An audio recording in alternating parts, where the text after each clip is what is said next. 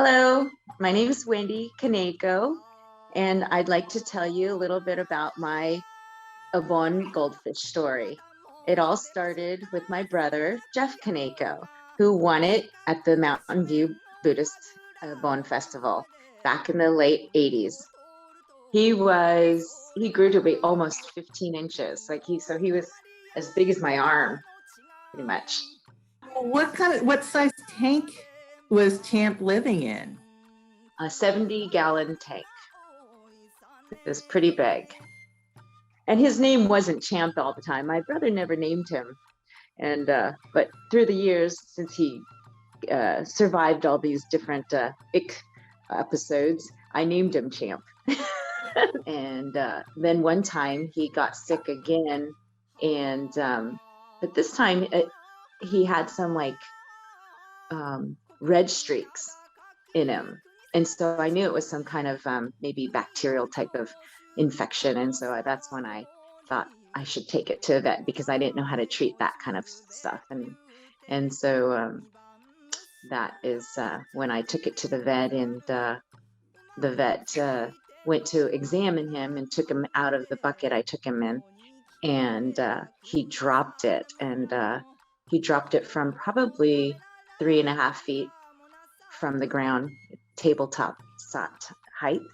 And I was pretty alarmed and screamed, and he quickly put him back in the bucket. But he wasn't swimming, I noticed, after he put him in the bucket. And I explained to him that he probably broke his ribs because he's not swimming. So I took him to another doctor, and I had him take x-rays, and sure enough, he broke a couple ribs, and he treated him for this condition, whatever it was, I can't remember. And but we had to inject him every day under his scales, and of course he couldn't swim still, and so I had to hand feed him. And I always thought of him, he's a pet, I know, but I always think of what's the best for him. And I had an aunt who's a paraplegic, so that's why I thought of bed sores, and also physical therapy. And so I had asked my cousin, who had a friend who's a physical therapist, about how do I get him to recuperate as quickly as possible. And knowing he had a broken rib, how do I get him fixed and swimming again? So I had my cousin ask her friend how to recuperate and maybe do some physical therapy with him.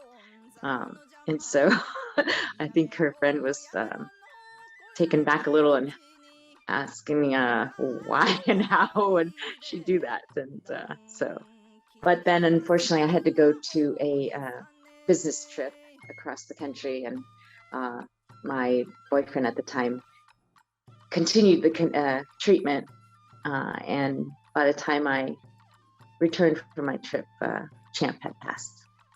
He took care of Champ. He actually buried him outside our condo, and took care of the tank, and he put it away, so when I returned I didn't see any remnants of it, so it made it a little easier on me, and didn't see anything, so it was easier for me to return and not be sad about it as much.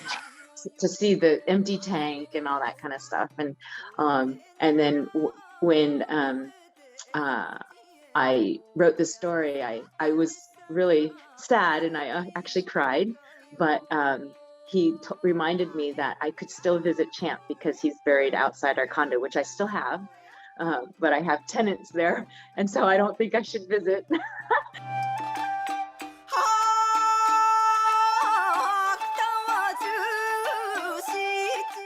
Hi, my name is Angie Nakano. And I'm Courtney Ramos.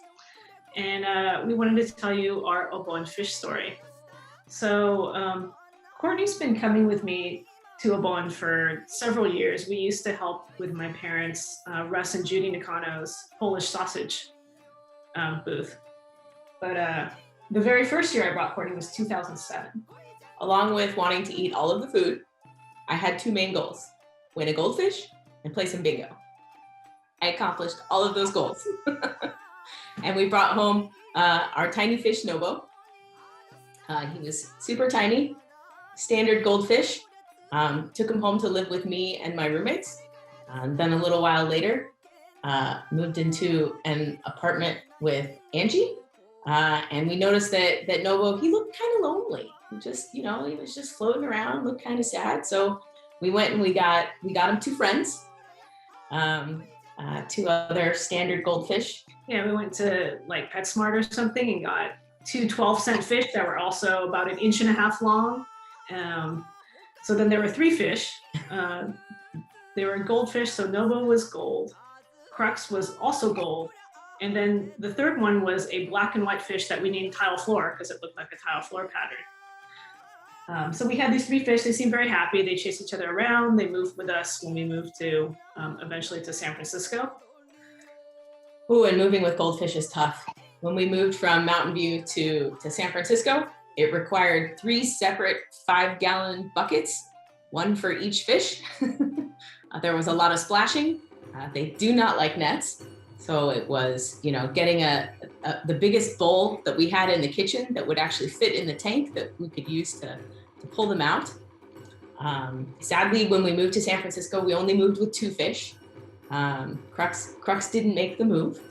And then living in San Francisco, we had Tile Floor and Nobo for an additional 4 or 5 years. So I think our original Obon fish, Nobo, made it about 10 years. Then he was about maybe 8 inches long at the time of his passing. One interesting thing that we learned about goldfish is that as they get older, they can change color. So Nobo started out as a goldfish and then over time became entirely white.